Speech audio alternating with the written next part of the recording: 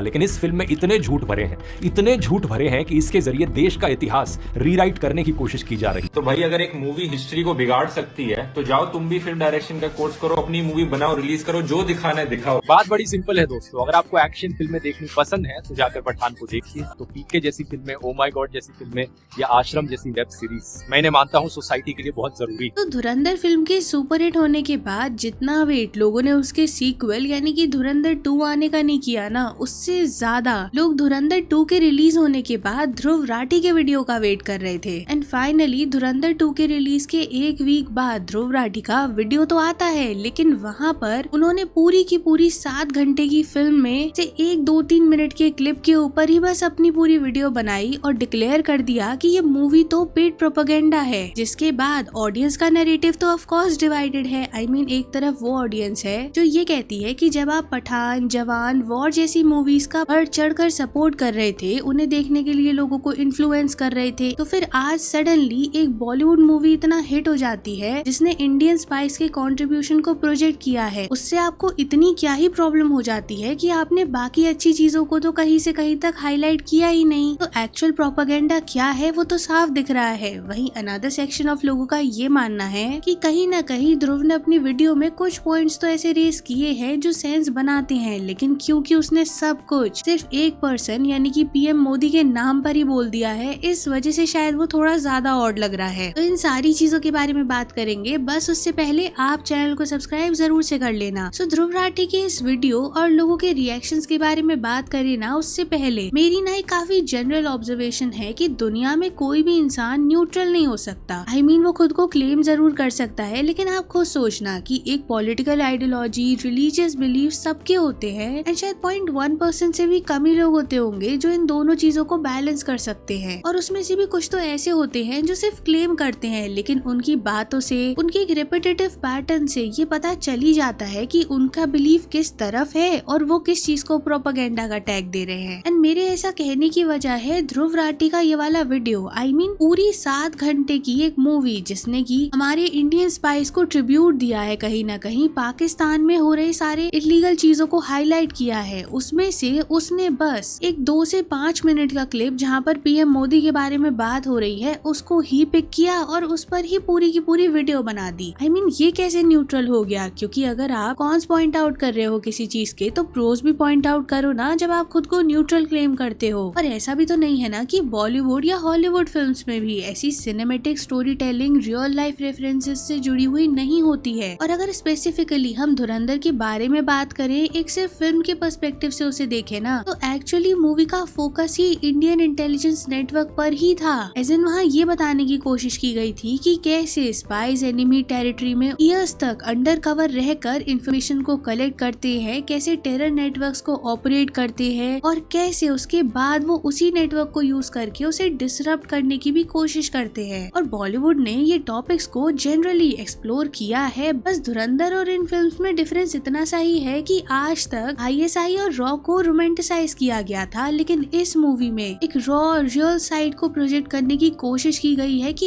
Actually होता क्या है। और ध्रुव राठी के एनालिसिस में ना यही सबसे बड़ी चीज थी जो मिसिंग थी। एज इन उन्होंने पूरी मूवी के स्पाई ऑपरेशंस, इंटेलिजेंस स्ट्रेटजीज और रियल लाइफ इंस्पिरेशंस के बारे में तो डिस्कशन किया ही नहीं। इंस्टेड उनका फोकस तो मोस्टली पॉलिटिकल नैरेटिव पर ही था। और फिर आप कह दो कि मूवी प्रोपेगेंडा है, क्योंकि क्वेश्चन तो काफी सिंपल है ना कि अगर फिल्म का 80% कंटेंट किसी एक ऐसे टॉपिक पर रिलाई कर रहा है जो इंडियन सिक्योरिटी, इंडियन एजेंसीज और स्पाई नेटवर्क्स पर बेस्ड है, लेकिन आप उसके बारे में बात नहीं करते, एज इन बस आप एक ही पर्सन के बारे में रिपीटेड कॉन्वर्सेशन करते जाते हैं, तो फिर कैसे ये बैलेंस रिव्यू हो गया? अब हालांकि मेरे कहने का ये मतलब बिल्कुल भी नहीं है कि हर इंसान की अपनी पॉलिटिकल आइडियोलॉजी डिफरेंट नहीं हो सकती या फिर वो उसको एक्सप्रेस ही नहीं कर सकता। ऑफ कोर्स हम एक डेमोक्रेटिक कंट्री में रहते हैं, यहाँ कोई डिक्टेटरशिप तो चल नहीं रही है कि किसी के बारे में आप अपने व्यूज को पॉइंट आउट नहीं कर सकते। ऑफ कोर्स कर सकते हैं, लेकिन जब आप अपने ही दिए गए पुराने स्टेटमेंट से कॉन्ट्राडिक्ट करते हो और ये पॉइंट आउट करना शुरू कर देते हो कि इस फिल्म से तो हिस्ट्री को रीराइट करने की कोशिश की गई है, तो फिर कैसे आपको कॉल आउट नहीं किया जाएगा कि जब आपको ऐसी फिल्म्स पसंद आ रही थी जो एक तरफ का नैरेटिव पुश करने की कोशिश कर रही थी, एक्चुअली जिन पर हिस्ट्री को डिस्टॉर्ट करने के एलिगेशंस लग रहे थे और तब आपने कुछ ऐसा कहा था। तो आज जब किसी ने एक मूवी बनाई और वहाँ पर एक पर्सपेक्टिव को एक्सप्लेन करने की कोशिश की तो वो कैसे गलत हो गया। और जहाँ तक रही बात की आपने ये पॉइंट हाईलाइट किया कि फिल्म में दिखाए गए कुछ लोगों की स्टोरी लाइन तो रियल स्टोरी लाइन से मैच ही नहीं करती, तो इस वजह से ये मूवी फेक है। तो इसका तो काफी सिंपल सा आंसर है जो आज तक हर बॉलीवुड मूवी में होता ही आ रहा है कि क्रिएटिव लिबर्टी ली जाती है और उस चीज को एंटरटेनमेंट वे में प्रोजेक्ट करने की कोशिश की जाती है, क्योंकि ऐसा थोड़ी है कि सारी रियल इन्फॉर्मेशन ही बता दी जाएगी। तो सिनेमेटिक लिबर्टी नाम की जो चीज होती है ना उसे यहाँ पर यूज किया गया है।